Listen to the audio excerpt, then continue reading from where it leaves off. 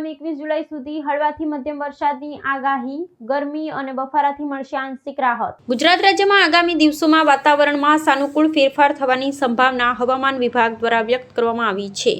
રાજ્યના વિવિધ વિસ્તારોમાં આગામી 21 જુલાઈ સુધી હળવાથી મધ્યમ વરસાદી ઝાપટા પડવાનું પૂર્વાનુમાન જાહેર કરવામાં આવ્યું છે। છેલ્લા કેટલાક દિવસોથી વરસાદના લાંબા વિરામના કારણે રાજ્યના મોટાભાગના શહેરોમાં મહત્તમ તાપમાન સામાન્ય કરતાં થોડું વધારે નોંધાઈ રહ્યું છે, જેના કારણે નાગરિકો અસહ્ય બફારા અને ગરમીનો સામનો કરી રહ્યા છે। હવામાન કેન્દ્રના સત્તાવાર અહેવાલ મુજબ દક્ષિણ ગુજરાત અને સૌરાષ્ટ્રના દરિયાકાંઠાના જિલ્લાઓ જેવા કે સુરત, વલસાડ, નવસારી, રાજકોટ, જામનગર અને જૂનાગઢમાં છૂટાછવાયા સ્થળોએ ગાજવીજ સાથે હળવો વરસાદ થઈ શકે છે।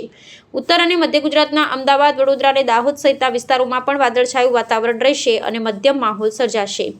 વરસાદની વર્તમાન ઘટ અને સામાન્ય કરતાં 2 થી 3 અંશ ઊંચા તાપમાનને કારણે કૃષિ ક્ષેત્રે ચિંતા વ્યાપી છે, જેથી જગતના તાત હવે નિયમિત વરસાદની પ્રતીક્ષા કરી રહ્યું છે।